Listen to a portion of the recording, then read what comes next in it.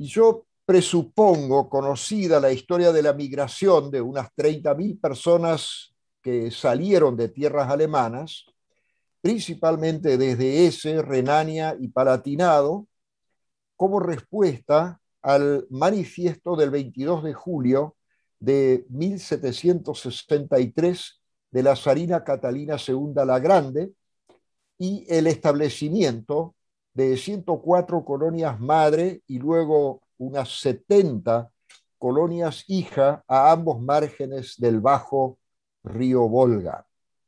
Durante el primer siglo en Rusia, prácticamente no hubo conflictos entre rusos y alemanes. Los alemanes y sus descendientes gozaban de alta estima por su responsabilidad, su espíritu del orden, su laboriosidad y su disciplina de ahorro, de lo cual dan testimonio los rusos que visitaron la zona y también personas de otros países de Europa que hacían recorridos en el imperio del zar. Al perder Rusia la guerra de Crimea, 1855 a 56, el gobierno zarista, bajo Alejandro II, que fue zar de 1851 al 81, tomó una serie de medidas políticas que produjeron cambios tajantes en la vida y la situación legal de los alemanes de Rusia.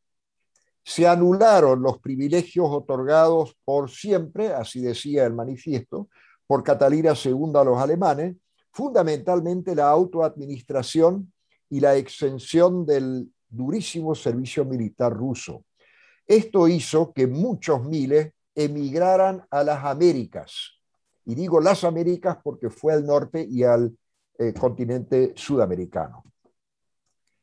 Alejandro III, 1881 al 94, reforzó la política de rusificación de las diversas poblaciones étnicas de Rusia, porque no había solamente rusos y alemanes, había un centenar de etnias, cada una o en pequeños grupos, varios, con sus respectivos idiomas. Por otra parte, estaba creciendo una enemistad ya nada velada contra los alemanes y también otras etnias en Rusia, entre cuyas causas estaba la envidia por el enorme progreso logrado por las aldeas, que ya se habían transformado en ciudades de 15.000 y más habitantes. Las tendencias paneslavistas se apoderaron de la política de Rusia y creció un odio contra todo extranjero en general y lo alemán en particular, que comenzó a descargarse a partir de la Primera Guerra Mundial. La Primera Guerra Mundial comenzó en 1914. Fue la primera gran catástrofe para los alemanes en Rusia. 300.000 soldados de etnia alemana luchaban en el ejército zarista y mientras tanto el zarismo tomó medidas drásticas contra las aldeas alemanas. En 1515, el gobierno del zar promulgó las leyes de liquidación, disponiendo la expropiación de todas las propiedades alemanas de hasta 150 kilómetros de la frontera y su reubicación. El proyecto preveía la extensión de esta disposición a todos los alemanes al occidente de los Urales, pero la revolución de 1917 frenó esto. Igualmente, las leyes afectaron a 150.000 alemanes de Volinia que fueron trasladados a Siberia, muriendo la mayor parte de ellos en el camino. En 1917 estalló la revolución en Rusia. Los bolcheviques, bajo la dirección de Lenin y Trotsky, tomaron el poder y allanaron el camino a la dictadura del Partido Comunista. Las primeras medidas que afectaron drásticamente a los alemanes fueron la expropiación de las tierras y la separación entre escuela e iglesia. En el transcurso de la guerra civil, que se extendió por todo el país, sufrieron especialmente los alemanes de Ucrania, bajo los asaltos de grupos de delincuentes que liquidaron totalmente a varias aldeas. La seguridad del Estado, llamada Cheka, fundada en diciembre de 1917, tenía por tarea, cito literalmente, suprimir y liquidar, cierro cita, todo acto considerado contrario a la revolución o desviacionista. La chica encarceló, torturó terriblemente y asesinó por fusilamiento a un enorme número de personas. Fue el llamado terror rojo, instituido por Lenin. Las víctimas mortales de 1918 a 1922 se calculan en 280.000 personas. Este terror rojo y el párrafo 58 del Código Penal, diseñado por Lenin, fueron bases importantes para las purgas estalinistas que iban a venir después. El imperio zarista quedó abolido y en 1922 4 repúblicas del mundo ruso formaron la Unión de las Repúblicas Socialistas Soviéticas, o simplemente Unión Soviética, abreviada en castellano URSS. Luego se le unieron más repúblicas, llegando a ser 15 en total con el paso de los años. Con la fundación de la Unión Soviética en 1922, las medidas de terror se convirtieron en la característica de la dictadura totalitaria que luego iba a ser la de Stalin. El terror fue sumamente arbitrario. Miles y miles de personas fueron condenadas a muerte sobre la base de acusaciones, antojos de los jueces, denuncias falsas o interpretaciones absurdas de las leyes, particularmente del famoso párrafo 58. Si bien el decreto de libertad del gobierno provisorio de 1917 aseguraba a todas las nacionalidades en Rusia la igualdad y a las minorías el libre desarrollo de su cultura, cundía el miedo entre los alemanes. Así emigraron aproximadamente 200.000, hasta que en 1929 se prohibió totalmente la salida al extranjero. El 19 de octubre de 1918 fue firmado el decreto de fundación de la Comuna de Trabajo de la región autónoma de los alemanes del Volga. Abarcaba 214 aldeas de Saratov y Samara. La capital fue Saratov y luego Katarinenstadt, cuyo nombre fue cambiado en 1919 en Marxstadt. Hoy es la ciudad de Marx. En los años 21 al 28, el gobierno llevó adelante una llamada nueva política económica que al comienzo produjo algunos alivios, pues volvieron a permitirse establecimientos privados en el campo y en la ciudad, clases en alemán, en el caso del Volga, en todas las materias de las escuelas y la formación de una región autónoma de los alemanes del Volga. Ya antes de la constitución de la URSS, Stalin había comenzado a reprimir y explotar a los campesinos y a los alemanes en particular. Se apropió de la cosecha de trigo y la vendió al exterior. Además, hubo saqueos por parte de funcionarios del gobierno y levantamiento de los agricultores que a la vez llevaron a mayores represiones por parte del Ejército Rojo. Siguieron terribles ejecuciones de campesinos y en 1921 y 22 sobrevino una horrible hambruna que azotó toda la región del Volga y otras más del país. El resultado de esta carestía y de las enfermedades subsiguientes como cólera, tifus y malaria fue la muerte de una tercera parte de los alemanes del Volga. Ante este panorama trágico, 80.000 alemanes del Volga optaron por fugarse a regiones asiáticas de Rusia y a Alemania. La URSS tuvo que recurrir a la ayuda internacional para aliviar la hambruna y las enfermedades.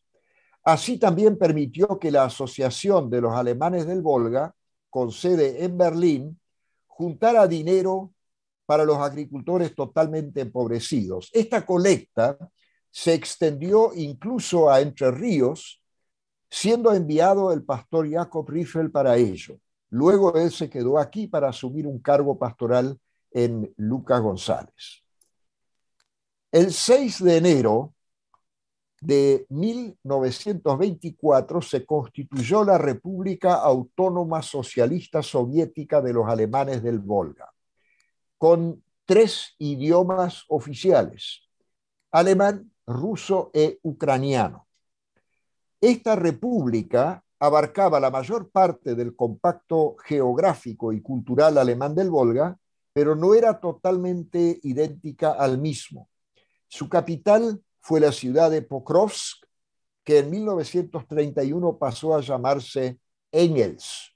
Es el nombre que tiene también actualmente. Cabe destacar que desde antes de 1914 surgieron de entre los alemanes empobrecidos y descontentos también comunistas, funcionarios, propagandistas, soldados voluntarios y entusiastas defensores del nuevo régimen, que no titubearon en oprimir a sus propios congéneres en nombre de la nueva ideología. Entre 1928 y 1932, el gobierno comunista llevó a cabo la colectivización forzosa y la destrucción de los llamados kulaks, agricultores autónomos, pero no solo latifundistas, sino incluyendo cada vez más también a medianos y pequeños. El 75% de los agricultores en toda Rusia en ese momento eran medianos en cuanto a la extensión de su propiedad, y todos sufrieron por igual la expropiación y la represión. Las medidas comunistas se dirigieron especialmente contra los agricultores de Ucrania, el granero de Rusia o la Unión Soviética en ese momento, a las requisiciones de granos y al terrorismo estatal contra los agricultores ucranianos que se oponían a las medidas de expropiación. Se sumaron las fugas de campesinos a las ciudades por hambre y una hambruna provocada artificialmente por el régimen, muriendo en su apogeo diariamente 25.000 personas. En total se calcula aproximadamente 7 millones. Significó la destrucción del granero de la Unión Soviética, y la historia conoce este genocidio de Ucrania de los años 32 y 33 como Holodomor, matar por hambre o de hambre. Toda revolución siempre es violenta. En la historia de la humanidad lo vemos así, pero la violencia más extrema en la URSS se ejecutó con la llamada Segunda Revolución y el fortalecimiento del dictador Stalin entre 1928 y 1938. Luego de la muerte de Stalin, la violencia continuó con otras formas: censura, vigilancia, control extremo de la población, constante amenaza de prisión y falta de libertad de movimientos. Stalin reprimió asimismo a otros pueblos e hizo fusilar a muchos de sus propios camaradas del partido para hacerse con todo el poder. La política soviética de aquellos años para con la religión se basaba en la ideología del marxismo-leninismo, que hizo del ateísmo la doctrina oficial de la URSS. En consecuencia, el sistema impulsó el control, la supresión y la eliminación de toda religión. En los años 30 se agudizó el proceso de rusificación forzosa, se proclamó el ateísmo estatal, se reprimió toda manifestación de la vida religiosa, se expropiaron y destruyeron templos cristianos, mezquitas del Islam y sinagogas judías. Fueron ridiculizados, perseguidos y fusilados pastores evangélicos, sacerdotes católicos y ortodoxos, rabinos y otros representantes y funcionarios del culto. En muchos lugares también fueron fusilados los miembros de las comisiones directivas de las congregaciones. Las escuelas y los medios fueron inundados con propaganda ateísta y se promovió el llamado ateísmo científico como la única verdad. El número total de cristianos asesinados se calcula en aproximadamente 20 millones. Varios edificios religiosos fueron refuncionalizados como graneros, depósitos, cines, teatros, piletas, museos, casas de cultura, comercio, morgues. Muchísimos fueron demolidos y algunos fueron simplemente abandonados. La iglesia prácticamente murió como institución, pero la fe sobrevivió en círculos pequeños y en las familias que alimentaban su religiosidad con la Biblia, himnarios y libros de oración, muchas veces copiados a mano. Circulaban, como mucha otra literatura prohibida, de mano en mano. Al asumir Hitler en Alemania, en la URSS aumentaron la desconfianza y los resentimientos contra los ciudadanos rusos de etnia alemana. En 1935 fueron deportados los alemanes de Volhynia. Las llamadas limpiezas de 1937 y 38 encarcelaron e hicieron desaparecer unos 55.000 alemanes. Se prohibieron las clases en alemán fuera de la República Autónoma, lo cual quebró la columna de la identidad de esta etnia. El 24 de agosto de 1939, Alemania y la URSS firmaron un pacto de no agresión, conocido como Pacto de Hitler y Stalin. En 1940, al ser ocupada Besarabia por la URSS en el marco del pacto de Hitler y Stalin, la casi totalidad de los alemanes de Besarabia, unos 93.000 en 150 colonias, pudieron abandonar la región y emigraron en un plan de evacuación de Alemania, corriendo mejor suerte que los volguenses. El 22 de junio de 1941, el Tercer Reich quebró el pacto. Luego de cuidadosos preparativos, Hitler ordenó invadir la URSS con el doble objetivo de liquidar al sistema comunista y de conseguir espacio vital, Lebensraum, para los alemanes con una expansión de unos 1.000 kilómetros hacia el oriente. Las crueldades cometidas por ambos ejércitos y las demás fuerzas en el transcurso de esta guerra son increíbles e incontables. La invasión de la URSS por el ejército del Tercer Reich tuvo drásticas consecuencias para los alemanes en Rusia, pues el gobierno comunista la usó como argumento para liquidar violentamente a estos súbditos. Todas las tragedias anteriores apenas eran un preludio de lo que iba a desencadenarse ahora. La República Autónoma duró hasta el 28 de agosto de 1941, hoy hace 80 años. 1941, año en el que fue liquidada por el decreto del presidio del Soviet Supremo bajo la autoridad de Stalin, con la acusación de que todos los alemanes eran espías, colaboracionistas y saboteadores a favor de Hitler, enemigos del pueblo y del poder soviéticos, y que para evitar derramamientos de sangre, los alemanes debían ser reubicados en otras regiones de la URSS. El decreto fue publicado 2 días después en los diarios de la República del Volga, en alemán y en ruso. Los funcionarios alemanes fueron expulsados, numerosos hombres fueron fusilados por tener en sus casas banderas alemanas distribuidas poco tiempo antes por el mismo gobierno soviético para el caso de una visita de Hitler. Y prácticamente todas las familias tuvieron que dejar en el lapso de pocas horas sus viviendas, campos, pertenencias, animales y todo lo demás, y fueron deportadas masivamente a Siberia y Kazajstán. Del Volga fueron desterrados 511.600 alemanes étnicos, todos ciudadanos rusos. Asimismo, Fueron deportados centenares de miles de personas de otras etnias y de rusos mismos de todas las regiones de la URSS.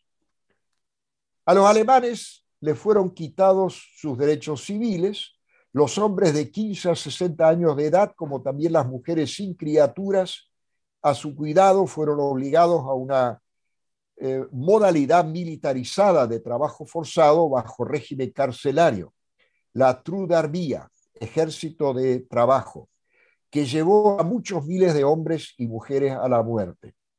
La asignación de pan, de la ración de pan por día, se regía por el trabajo realizado, sin ninguna consideración del debilitamiento, el esfuerzo por el durísimo trabajo y el clima atrozmente frío. Fueron exportados y explotados como esclavos. Recibían entre 300 y 700 gramos de pan por día.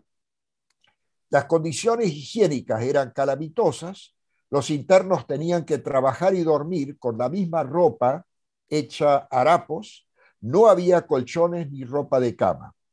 Estas condiciones generales evidencian la intención del régimen de Stalin de destruir físicamente a todos los internos, aniquilación mediante trabajo forzado y en pésimas condiciones.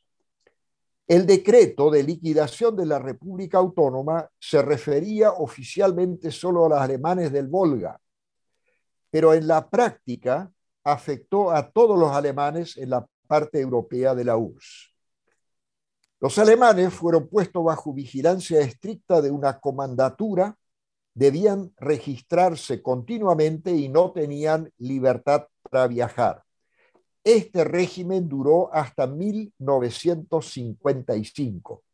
Se los consideraba fascistas, traidores, enemigos y sospechosos por el solo hecho de pertenecer a la misma etnia alemana del país que había invadido la URSS. Desterrados a campos de trabajo forzoso en Siberia, Kazajstán y otros lugares, un total de más de 2 millones de alemanes de toda Rusia, ya no solo del Volga, ya no contaban con hogares, escuelas, templos, instituciones y establecimientos. La dictadura estalinista los hizo vivir peor que a animales salvajes, al igual que a finlandeses, ucranianos, polacos, estonianos, coreanos, kurdos, chinos, iraníes, letones, griegos del Cáucaso, chechenos, balcares, calmucos, tártaros, búlgaros, griegos, turcos, lituanos, rumanos, caracalpacos, ingusetios y a los mismísimos rusos y a unas cuantas etnias más. Deportados de a millones de sus terruños y hogares, así el país entero se transformó en un gigantesco campo de concentración que tenía filiales en todas partes de la URSS, como lo mostró el mapa que pasó hace un ratito, con islas malignas que formaban un mortal archipiélago en el cual tuvieron que convivir prisioneros políticos con criminales y delincuentes de todo tipo. Era el archipiélago Gulag, al decir del autor Alexander Solzhenitsyn. Hasta 1945, el régimen internó en estas cárceles a 1.209.430 alemanes de Rusia en asentamientos en Siberia, Kazajstán y Asia Central, incluyendo 203.796 que fueron repatriados a la fuerza porque se habían ido a Alemania. Para realizar su plan quinquenal de industrialización forzosa, Stalin necesitaba esta mano de obra gratuita. Si la URSS progresó algo en el sector industrial, fue a costa de esta fuerza de trabajo forzado y de la vida de millones de personas. Se calcula que el Gulag tuvo una población total entre 40 y 50 millones de condenados. Su objetivo final era el exterminio a través de trabajo forzado. Realmente un sistema de explotación, represión, deportación, destrucción total y muerte. La perversidad de todo esto radica en el sistema mismo, en combinación con el dictador Stalin y sus secuaces. Para este sistema, el ser humano no vale absolutamente nada. El fin indicado, la supuesta sociedad sin clases, justificaba todos los medios, incluyendo el asesinato masivo, esclavitud, castigos y torturas de todo tipo, antojos, deportación, liquidación y anulación. De hecho, todo esto fue una gigantesca mentira, pues una tal sociedad ideal jamás fue construida. El pueblo común siguió viviendo mayoritariamente en la miseria y en el atraso, mientras que la nomenclatura, así llamaban a los jerarcas del partido y del gobierno, gozaba de privilegios de todo tipo. A comienzos de 1953, muy poco antes de su muerte, Stalin había decidido liquidar también a todos los judíos, aduciendo la existencia de un supuesto complot. Pero el dictador murió la noche antes del gran golpe final contra los judíos. Luego de su deceso, los jefes del partido denunciaron que lo del complot había sido una farsa inventada por Stalin, una más todavía, para realizar una nueva liquidación dentro del régimen, como tantas otras en los años pasados. Stalin murió el 5 de marzo de 1953. 3 años más tarde, el 25 de febrero de 1956, el dirigente Nikita Khrushchev, en su llamado discurso secreto, así ustedes lo pueden encontrar en castellano en internet, el discurso secreto de Nikita Khrushchev, de 4 horas de duración en el Congreso del partido, hizo una revisión de las acciones de represión llevadas a cabo por el régimen estalinista en los años 30 y 40 y demolió a Stalin. Entre numerosos crímenes también mencionó la represión y deportación de algunos pueblos, calbucos, chechenos, balcares, pero no habló de los tártaros, de los turcos, de los alemanes del Volga y de otras regiones, ni de turcos, ni coreanos y otros. De todos modos, este discurso fue el inicio de un proceso de desestalinización, cuyo último eslabón institucional fue el derrumbe de la URSS hace 3 décadas. En 1964, el gobierno soviético reconoció que los alemanes de Rusia no habían sido saboteadores, pero el daño ya estaba hecho. Además, había impedimentos para volver a las aldeas del Volga, ocupadas mientras tanto por rusos, y los alemanes nunca fueron indemnizados por sus pérdidas y sufrimiento. Y dicho no tan de paso, sino realmente con la misma fuerza, los otros pueblos tampoco fueron indemnizados. El proyecto de una autonomía en el Volga fracasó rotundamente por la resistencia masiva de la población local rusa. Varios otros pueblos lograron su independencia. La disolución de la URSS en 1990 y 91 consistió en la desintegración de sus estructuras y del gobierno centralizado con su economía planificada y a la vez en la independencia de las repúblicas que habían formado la URSS, que luego de un tiempo volvieron a ser estados autónomos, no todos, pero unos cuantos. A mediados de la década del 90 comenzó a facilitarse la emigración de alemanes de la URSS, algo intentado durante muchos años por un buen número de personas. En la mira estaba fundamentalmente Alemania. Una vez caído el comunismo, explotó esa emigración, sobre todo cuando Alemania les dio la posibilidad de recibir la ciudadanía alemana. Actualmente viven más de 2,5 millones de alemanes de Rusia en territorio alemán, la mayoría de ellos llegados después de 1990. Cerraron así un largo ciclo de 230 años de historia fuera de su patria de origen. Aún quedan aproximadamente 500.000 alemanes étnicos en Rusia, ciudadanos rusos todos. Alemania los ayuda y apoya en sus esfuerzos por mantener su idioma y su cultura. El censo de 2010 indicó una población de 142.856.536 habitantes en el territorio ruso, de los cuales 394.138 indicaban expresamente lo que allí se denomina nacionalidad, que es la palabra que se usa para decir identidad étnico-cultural, como alemana. Hoy existen muchas entidades alemanas en Rusia y en los demás países sucesores de la URSS. El Internationaler Verband der Deutschen Kultur, la Asociación Internacional de la Cultura Alemana, nuclea a la mayoría de estas instituciones y realiza un gran trabajo cultural. Se publican diarios, revistas y libros en alemán, hay blogs y sitios bilingües en Internet. Los museos tienen hoy sectores especiales para la cultura alemana de Rusia y hay numerosos contactos con Alemania.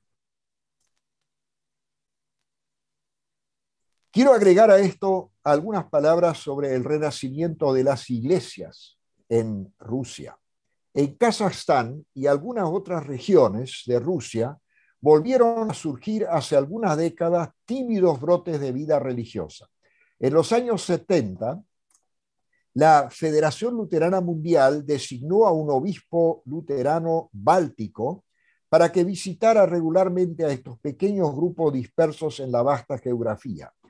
Esto marcó el comienzo de un renacimiento de la Iglesia Evangélica Luterana, que una vez caído el comunismo, pudo extender su organización, fomentar el crecimiento espiritual de sus creyentes y evangelizar.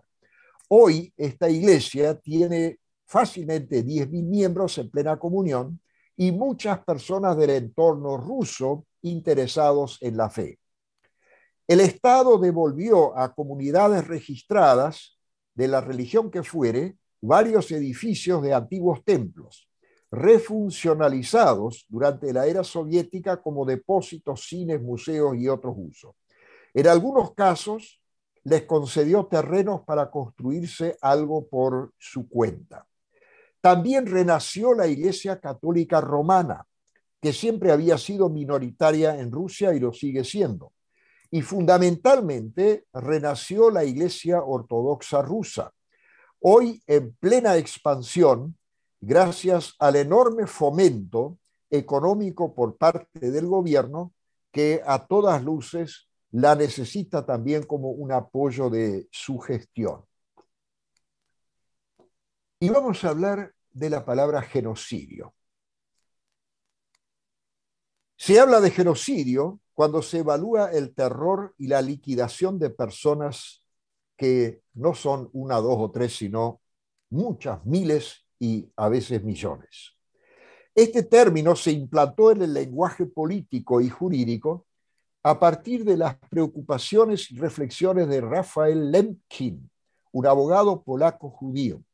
En la Asamblea de 1933 de la Sociedad de las Naciones, antecesora de las Naciones Unidas, Lemkin propuso usar este concepto para los crímenes de odio y exterminio de un grupo racial, social o político, del país o del régimen que fuere. La liquidación de pueblos o grupos étnicos recibió entonces la designación de genocidio, que desde el idioma griego, en la primera parte y en la segunda del latín, significa el asesinato de etnias, pueblos, razas, como se decía antes, y grupos poblacionales enteros. Posteriormente se elaboró una propuesta de una convención contra el genocidio de grupos raciales, léase hoy étnicos, idiomáticos, religiosos, nacionales y políticos. La URSS en esos años se opuso a la inclusión de grupos políticos en el texto de la convención, pues de aprobarse esa formulación, ella misma sería la primera acusada internacionalmente. El 9 de diciembre de 1949 fue aceptada por unanimidad la convención en la que se definió el genocidio como, cito, actos cometidos con la intención de destruir total o parcialmente un grupo nacional, étnico, racial o religioso. Cita hasta aquí. Quedó fuera de consideración como crimen el exterminio de grupos políticos. Esta definición de la Convención de las Naciones Unidas dificultó la calificación de genocidio de las represiones y los asesinatos cometidos por el estalinismo. Pero el fusilamiento de 30.000 kulaks, la deportación de 2.461.000 personas a Siberia y Asia Central, donde murieron centenares de miles, los 700.000 asesinatos en las grandes purgas entre agosto del 37 y noviembre del 38, entre ellos también la de 40.000 militares del Ejército Rojo. Todo esto debe caber en la categoría de genocidio. Y reitero, no se trata solo de la liquidación de alemanes de Rusia, sino de personas de prácticamente todas las etnias que vivían en el vasto territorio. Una característica trágica es que el dictador y sus secuaces llevaron esta guerra sistemáticamente contra la propia población de su país, al igual que los demás sistemas comunistas del siglo XX. La eliminación de los indígenas durante la conquista ibérica y de los aborígenes de Tasmania y de California, el genocidio armenio, el holocausto del pueblo judío, el holodomor de los ucranianos y el genocidio de tantos pueblos en la URSS, entre ellos los alemanes de Rusia, para nombrar apenas los más cercanos en el tiempo, son manchas que quedarán para siempre en la historia de la humanidad. La destrucción de etnias enteras con sus culturas es imperdonable y no se puede reparar. Solo se puede conmemorar con tristeza e investigación para que se conozca la verdad. Esto es lo que se hace mundialmente con acompañamiento de sobrevivientes y familiares, actos, ceremonias, celebraciones religiosas, libros, artículos, listados de personas eliminadas, museos, obras de arte, conferencias y otras muestras de solidaridad y memoria. Los alemanes de Rusia constituían en los años del estalinismo el 1,4% de la población. Sus víctimas suman el 14,7% de las totales. Es decir, el estalinismo cargó 10 veces más odio y violencia contra esta etnia. El profundo trauma que produjeron estas tragedias en tantas personas no se supera con una mera migración o con la intención de olvidar lo sufrido.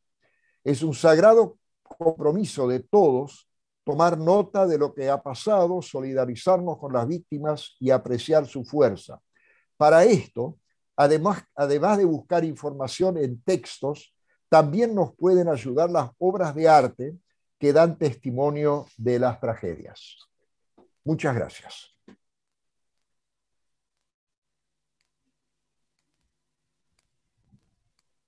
Muchas gracias, René. Yo en el chat no estoy viendo preguntas. No sé si alguien quiere comentar algo, preguntar algo.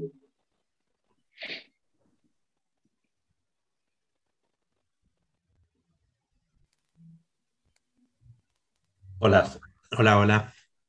Sí, Sí, Mariano. sí, no, simplemente sé que se grabó esta charla y realmente un documento histórico para todos los descendientes alemanes del Volga, esta conferencia de René de hoy. Muchísimas gracias, René, por esta descripción de lo que fue el genocidio de los alemanes del Volga, Rusia y de otras etnias. Muchísimas gracias. Y bueno, como vos decís, esto no es tiempo de recordar, es tiempo de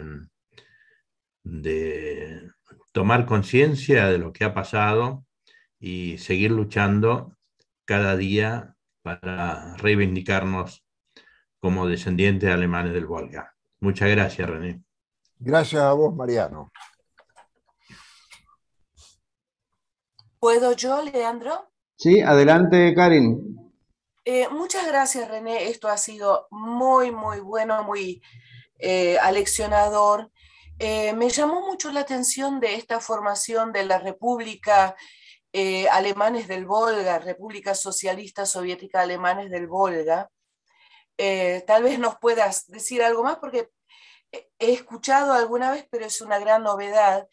Digamos, pareciera que estaban como la mortadela en el sándwich entre el Estado estalinista y la alemanidad. O, si nos puedes decir algo de eso.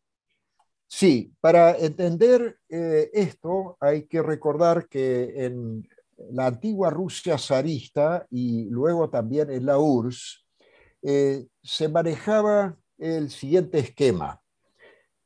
Todos los nacidos allí eran ciudadanos rusos, pero como es un Estado, hoy diríamos en América Latina, plurinacional, pluriétnico y también con numerosos idiomas, más de 100 etnias y más de 100 idiomas, la legislación aceptaba que un grupo que cumpliera determinadas condiciones, como ser tener un idioma propio, hablado por la gente, no un idioma muerto, tener producción literaria y tener una conciencia de su propia cultura, pudiera figurar como finlandeses, alemanes, turcos, coreanos, lo que fuere, y les daba en este contexto una cierta, no independencia, sino una autonomía administrativa. Los alemanes, como desde la colonización a partir de 1764, estos años que se fundaron las aldeas madre y luego las aldeas hijas, tenían todo, reunían todos estos requisitos, tenían un idioma, tenían una conciencia de identidad cultural, tenían producción literaria en ese idioma, no era solo hablado, sino que en alemán se publicaron libros, artículos, revistas, diarios, etc. Acá no estamos hablando del dialecto, sino del alemán estándar. Entonces ellos recibieron ya en la época comunista, primero la posibilidad de formar una comuna de trabajo para poder administrarse entre ellos y manejar mejor también la comercialización de los productos y todos los procesos de producción. Esta comuna después pasó a ser la República Autónoma, pero autónoma no en el sentido de formar otro país, sino dentro, es algo que en la Argentina no existe, esta autonomía cultural y administrativa. Tenemos un sistema federal, hay otros países que son unitarios, pero Rusia tiene en su tradición una multiplicidad de figuras legales de autonomías regionales. Está el gran país, por supuesto, pero dentro del país hay toda una escala de posibilidades de autoadministración de las distintas regiones y de las distintas etnias con sus respectivos idiomas. Los alemanes recibieron esto y esto les fue quitado y nunca más se le devolvió, a pesar de que después de la caída del comunismo ellos querían volver al Volga y formar una república integrada a Rusia, no una república independiente. No lo recibieron por la resistencia de la población eslava rusa que ya vivía ahí. Por otra parte, varias de las naciones que habían sido fagocitadas por la Unión Soviética, ya sea por la historia o por conquistas, o que ya estaban perteneciendo de una o de otra forma al Estado anterior al régimen zarista, recibieron su independencia. Georgia, Armenia, las repúblicas asiáticas, Kazajstán, Kirguistán, Turkmenistán, etcétera, Azerbaiyán, y los estados bálticos, Estonia, Letonia y Lituania, que, dicho sea de paso, se independizaron antes de la caída de la Unión Soviética. Directamente dijeron, a partir de ahora somos otra vez países independientes y ustedes allá y nosotros acá.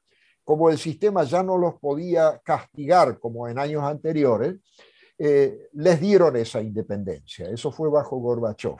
Anteriormente, cuando una región o también un país de ese grupo del Pacto de Varsovia, detrás de la cortina de hierro, buscaba una independencia, la Unión Soviética intervenía. Eso pasó en Hungría el 56, había pasado antes ya en Alemania, el 17 de junio se recuerda eso, pasó en la República, hoy es República Checa, en ese momento Checoslovaquia, con la primavera de Praga de 1968, pasó en Polonia, pero en Polonia esto creció cada vez más y ya era imparable y eso también colaboró a que se caiga todo el sistema. O sea, para entender en síntesis qué era esa república, era una región con una administración propia dentro de las leyes de la URSS en general, pero con una serie de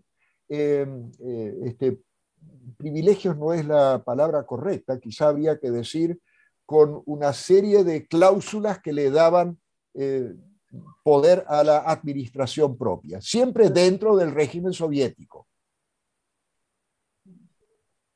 Bien, gracias René. El señor Bamberger quiere hacer una pregunta. Adelante, está muteado. Ahí está, ahora no. ¿Me escuchan? Sí. Sí. Quizás, no sé si al profesor o al señor Leandro, usted dijo, profesor, que este fue el primer Zoom, si no entendí mal, de una serie de charlas, de conversaciones sobre estos temas y algunos más, que esta es la sexta o séptima reunión. ¿Entendí bien, profesor? Sí, es la sexta reunión que hacemos entre la asociación y René. Eso es lo que dije, sí. Y de esas charlas que el profesor René Kruger está dando, ¿hay alguna cosa escrita, antecedente, cosa de yo poder continuar con el hilo de la conversación del profesor? Yo no sé, Leandro, si ustedes tienen grabadas las conferencias anteriores. No, porque fueron presenciales. Claro, claro, claro. Bueno, ¿podré pedirle algún antecedente de eso, cosa de investigar y después hacer consulta? Es cuestión de Sí. organizarla por acá. Perfecto, perfecto. Sí, yo también soy profesor, bueno, y esta herramienta del Zoom la estoy utilizando desde el inicio de la pandemia. Y en realidad vino para quedarse y es de utilidad. Es de utilidad. Exacto. Si la sabemos usar con criterio y bien, es de mucha utilidad porque imagínense, ustedes están lejos de mí y yo estoy hablando lo más tranquilo con ustedes y me parece fantástico. Entonces, como el profesor había dicho que había hecho una serie de reuniones, bueno, estaba interesado si había algún antecedente, pero quedo atento a la realización de cualquier Zoom, y desde ya lo felicito al profesor y al señor Leandro por la forma que tuvieron de abordar este tema, que es un tema muy delicado. Sí, gracias. Sí, muchas gracias. Estamos No, a al contrario. disposición de ustedes si les podemos ayudar con algún material, con literatura. Lo que pasa es que sobre este tema hay muy poca literatura en castellano. Claro. La mayor parte es en alemán, en ruso y en inglés. Sí, una cosa más y ya no los molesto, No es porque por ahí molestia, por otras favor. personas, no, pero por ahí otras personas quieren hablar. Yo estuve buscando en unos monjes que se llaman escalabrinianos en Buenos Aires, en la Avenida Independencia 22, creo que era el número, unos micropuntos donde me indicaban los vapores en los cuales habían venido muchos alemanes del Volga, entre ellos mi abuelo.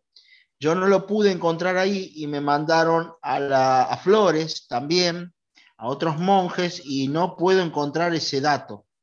Yo tengo registros que hemos ido a buscar con tías y tíos a Entre Ríos, a los libros de Entre Ríos. Estoy muy interesado en encontrar esos datos para Usted saber de tiene, dónde venimos en realidad. sí, usted tiene los nombres y Sí, apellidos y sí, aproximadamente la edad sí, de las señor. personas. Sí, sí, profesor. Bueno, ¿usted buscó en el registro en internet en el SEMLA? Sí, sí, en el ¿Encontró SEMLA. algo? No, No, SEMLA, SEMLA, Centro de SEMLA, Estudios Migratorios Latinoamericanos. latinoamericano, y no los encontró. No, no pude. No pudo encontrarlos. Bueno, el sitio del SEMLA es enorme y a veces no funciona muy bien, seguramente por sobrecarga. Pero hay dos posibilidades por qué no están ahí, salvo que no los haya podido encontrar. Una es que no los registraron. Y en segundo lugar es porque muchas personas estuvieron en un tiempo en Brasil y después cruzaron el río Uruguay y entraron por Corrientes y bajaron por Entre Ríos. Hay toda una población en Entre Ríos que es aldea brasilera, que Sí, se al formó pueblo de así, Diamante. claro, y no están en el SEMLA porque no entraron por Buenos Aires. Mm. Entonces Que- hay que sumar y hacer un claro. chequeo cruzado de un montón de datos. Y Sí, también tener en cuenta que no todas las personas quedaron registrados con el apellido correctamente. tengo entendido que ese cruce fue el que hizo mi abuelo porque él venía según los datos que pude verificar después, algunos quedaron en Estados Unidos y desde Estados Unidos bajaron hacia Brasil y después por el Uruguay, por el río Uruguay, como dice el profesor, se fueron al pueblo de Diamante. Y ahí, bueno, empezaron a establecer su aldea. Entonces, me cuesta conseguir esos registros. Claro, por ahí le sugiero que me escriba un correo electrónico y vemos de consultar algunas otras fuentes, que por ahí Bueno, hay algunas disponibles para ver si hay algo. muy, muy agradecido, señor Leandro. Por nada. Yo le dejé mi mail por chat, así que, bueno, quedaría atento a eso. Ahí Y estamos muchas en gracias contacto. de verdad y excelente, profesor Kruger. Excelente. Gracias, gracias, gracias. Diego Miller está preguntando si hay bibliografía sobre este tema para consultar. Sí, la mayor cantidad de bibliografía sobre esta dramática historia se encuentra en alemán, en ruso y en inglés. En castellano hay poco y lo que hay es resumido de esas otras fuentes, pero fuentes primarias y también análisis los van a encontrar en estos tres idiomas. En Rusia esto hoy se estudia y en alemán siempre se estudió y como centenares de miles fueron a Estados Unidos y muchos tenían relación con lo que pasó allá en la Unión Soviética, esto se procesó y se trabajó muchísimo. En inglés hay muchas cosas para informarse bien sobre esta historia. Bien. Pero son tres idiomas que muchas veces no se manejan mucho en Argentina, en la investigación privada, digamos. Sí, Rocío estaba levantando la mano, creo que en sintonía con este mismo tema, o no sé si tiene otra cosa para consultar. Adelante. Sí, ¿qué tal? Buenas noches nuevamente. No, pedirle bueno, primero agradecer la charla que fue sumamente interesante, con muchos datos totalmente desconocidos, al menos para mí, y quería preguntarle al profesor alguna bibliografía que podamos bajar para alumnos de secundaria para trabajar sobre esto, obviamente en español. No sé si nos puede brindar alguna o después de manera privada le solicitaría. Sí, mándeme un mail a través de Leandro. Leandro, si quiere, puede poner mi mail y también mi número de WhatsApp en el chat, si lo querés copiar. Yo respondo a todas las personas que quieran datos o que me pidan algo en la medida de mis posibilidades. Pero ya digo que en castellano hay poco sobre esta situación. Bien, Bruno quiere comentar algo, no sé si está por ahí. Sí, sí, ¿me escuchan? Sí. Sí. Sí. Primero de todo, antes que todo, René, te quiero agradecer por la interesantísima conferencia tan completa y tan bien hecha. Muchas gracias. René es un amigo de hace mucho tiempo, así que bueno, muchas gracias René ante todo. Yo Gracias, quería, Bruno. ahora con respecto a lo que preguntó Bamberger, de dónde buscar información. Por suerte, gracias a Dios, pude cumplir mi sueño de viajar a Rusia en el 2019, justo antes de la pandemia, en el grupo de Jorgelina Fischer. Y ahí visitamos la ciudad de Engels, y en Engels está el archivo de los alemanes del Volga, y ahí están todos los datos, están todos los datos de los alemanes del Volga, de las aldeas, de todo. Yo, por suerte, hace muchos años que vengo estudiando el idioma ruso, entonces lo puedo leer, pero el problema para la mayoría es que eso está todo en ruso y en letra cursiva. Pero es increíble la amabilidad con que nos dejaron mirar todos los libros, nos dejaron los libros en la mano, y yo pude sacar fotos, digamos, del apellido Paul, que era mi madre, era de Crespo, hija de alemanes del Volga, que vinieron directamente de Rusia, de la aldea Selman, que ahora se llama Rovnoye, ¿no? Y ahí en Rovnoye pude comprar un hermoso libro sobre la aldea. Bueno, y fue un viaje maravilloso. Yo quería agregar brevemente algo sobre la República Autónoma. Ese tema yo lo di 3 veces en conferencia y hay algunas cositas que quería agregar. Primero de todo, Lenin probablemente fundó la República Autónoma en 1924, el año de su muerte, porque él era alemán del Volga por parte de madre. La madre se llamaba Blank de apellido. Entonces probablemente por ese motivo él fundó la República. Digamos, claro que dentro de toda la severidad de la guerra civil que se produjo, todo eso no fue nada comparado con lo que pasó después con Stalin, como bien explicó René. Ahora, lo que hay que destacar es que la República Autónoma, dentro de toda la represión que había y de todo eso, fue avanzadísima con respecto al resto de Rusia. Muy interesante, recomiendo el libro de Emma Baron de Denning, ya fallecida, pero tuve la suerte de conocerla bien personalmente. Ella es la esposa de el profesor Denning, uno de los autores del libro Los alemanes del Volga, de Poppy Denning. Ella hizo el primer viaje a las aldeas del Volga en 1992. Y bueno, y ahí su libro tiene toda una parte sobre la República Autónoma y cuenta lo avanzada que era. Dentro del régimen tenía 20 institutos técnicos, todo en idioma alemán. Incluso tenía varias facultades, facultad de ingeniería tenía incluso, todo en alemán. Lamentablemente, con la invasión de los nazis a Rusia, fue, digamos, que como bien explicó René, Stalin tenía miedo que se unieran a las tropas invasoras, cosa muy ridícula porque estaban a más de 1.500 kilómetros de distancia y además los rusos alemanes estaban completamente desarmados, no podían meterse para nada. Bueno, fue una cosa, ya sabemos, totalmente injusta, pero quiero destacar lo importante que fue esa república, lo avanzada que fue comparado con el resto de Rusia.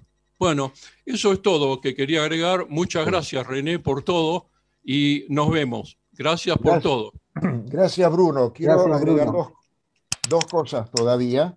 Yo estuve en el archivo en Engels. Ahí hay una cantidad tan enorme de material de todo tipo, fuentes primarias y también análisis, o sea, secundarias. Aparte del ruso, las fuentes más antiguas están escritas en alemán, pero no en la letra manuscrita que nosotros usamos hoy, sino en la que se usaba la llamada letra alemana current o current. Eso agrega un grado de dificultad cuando uno va de paso y tiene muy poco tiempo, porque tiene que aprender otra letra que no es la misma que la que usamos nosotros ahora. Con respecto a la República y a toda la situación de los alemanes, todavía algo muy breve. Había un alemán que se llamaba Ernst Reuter, que empezó a simpatizar, estando preso, lo habían capturado en la Primera Guerra Mundial, empezó a simpatizar con el régimen de Moscú y llegó a una especie de acuerdo de ser el portavoz del régimen y de la ideología ante los alemanes del Volga, que era la mayor concentración, el mayor compacto de alemanes, porque alemanes había muchos en muchos lugares, pero en el Volga era la mayor concentración. Este Ernst Reuter estuvo un tiempo allá trabajando, haciendo promoción ideológica, digamos, y en un determinado momento abandonó eso, volvió a Alemania y dejó esa ideología y se afilió a otra corriente y llegó a ser intendente de Berlín.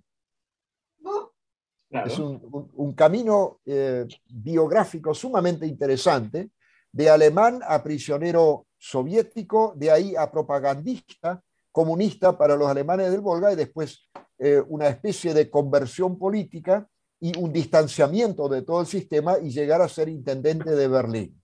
Hay incluso estampillas con la efigie de Ernst Reuter.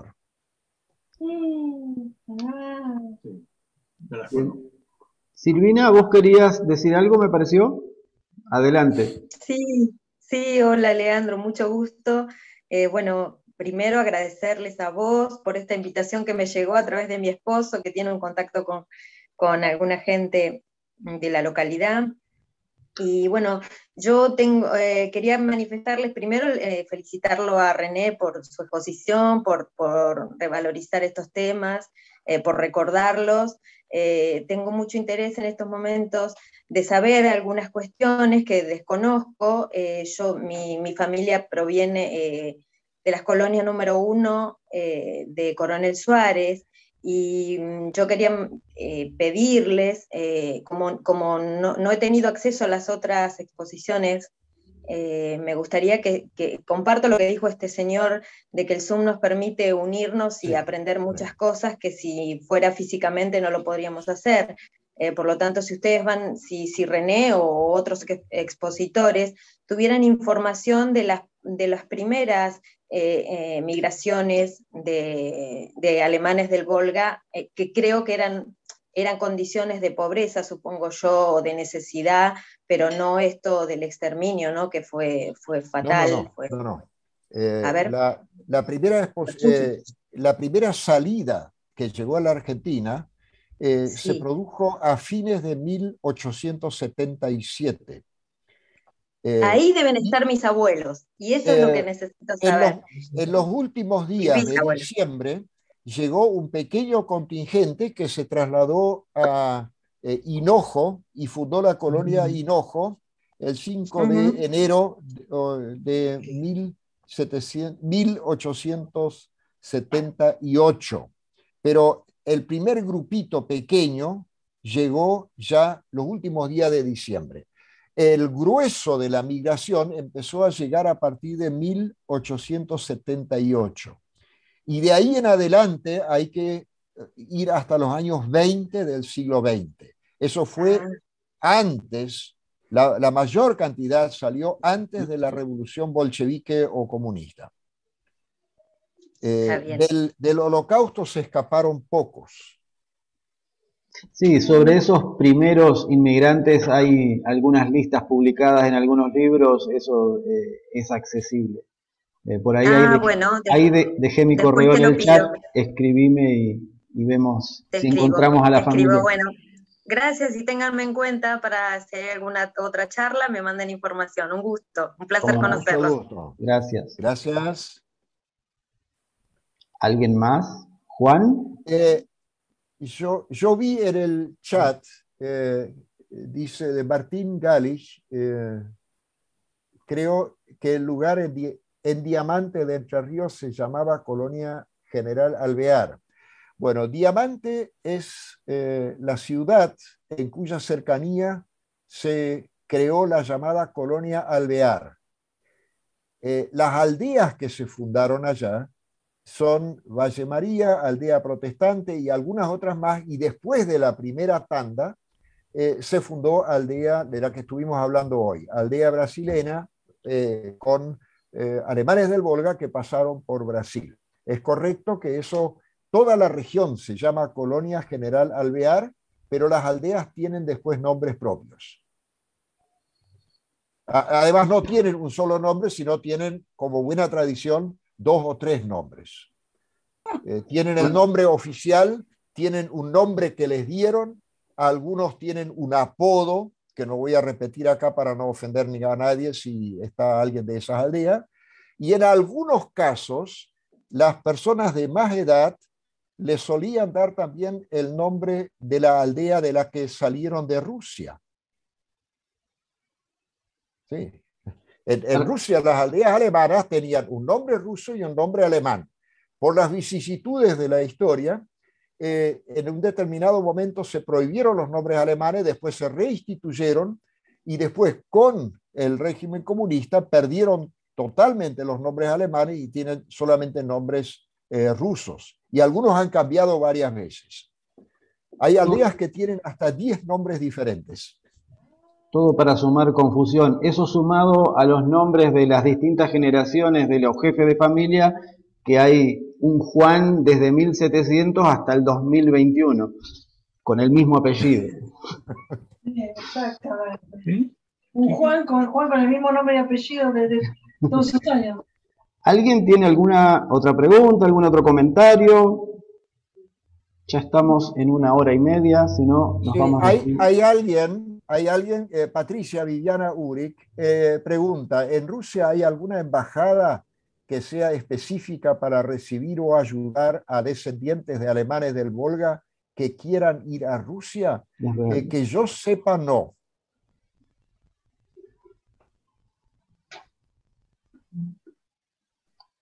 Yo sé que hay descendientes de rusos, eslavos, rusos de etnia rusa, eslava, que viajan o que directamente se instalan en Rusia. He visto personas así en San Petersburgo que son de Argentina y ahora están en Rusia. Pero de alemanes del Volga o alemanes de Rusia que quieran la nacionalidad rusa para ir a vivir allá, no tengo conocimientos. Hola, buenas noches. Por ahí lo que preguntaba o apuntaba mi pregunta era más quizás, por ejemplo, ir a hacer alguna cuestión de intercambio, algún estudio de intercambio, específicamente también en descendientes de alemanes del Volga, y quizás allá haya alguna entidad que facilite o articule, digamos, con las que se pueda articular. A eso por ahí apuntaba. Sí. Bueno, para eso hay instituciones como voluntariados. Okay. Hacer un año de voluntariado, yo sé que hay jóvenes de España y de muchos otros lugares. También las iglesias hacen un año de voluntariado para jóvenes en Rusia, así como jóvenes de Rusia van a otros lugares de Europa. Pero para investigaciones yo recomiendo consultar al agregado cultural de la Embajada de Rusia en Buenos Aires y preguntar si es posible hacer algún tipo de estudio, un semestre, un año o lo que fuere, si ellos fomentan esto con fines bien específicos de investigación, por ejemplo. Acá hay en Tanzania. Gracias. Gracias, Patricia. Bueno, vamos cerrando entonces. Muchas gracias a todos los que participaron. Miles de descendientes dinamarqueses. ¿Alguien más quiere decir algo? No, micrófono abierto nada más. René, muchas gracias. Y Mariano, ¿sí? Sí, simplemente agradecerte también a vos por tu gran aporte a la parte de investigación para todos los descendientes alemanes del Volga. En nuestra asociación de Gualeguaychú, que vos presidís, y que integra la Federación Argentina de Asociaciones Descendientes Alemanes del Volga, tiene un centro de información muy importante, así que todos aquellos que quieran buscar algunos datos seguramente los van a encontrar en la Asociación de Gualeguaychú. Muchas gracias, Leandro. Un abrazo a todos. No, me acabas de colgar un peso enorme. Muchas gracias, René, y muchas gracias a todos los participantes. Estamos en contacto para un próximo encuentro. Adiós. Perfecto. Gracias. Buenas noches. Adiós. Gracias por la participación de tanta gente buena y linda. A ustedes. Gracias, qué lindo. Buenas noches a todos. Hasta luego. Buenas noches. Buenas noches. Gracias. Buenas noches. Muchas gracias. Buenas noches, muchas gracias a todos. Muchas gracias. Gracias. Buenas noches, muchísimas gracias. Gracias a todos. Gracias. Buenas noches. Buenas noches.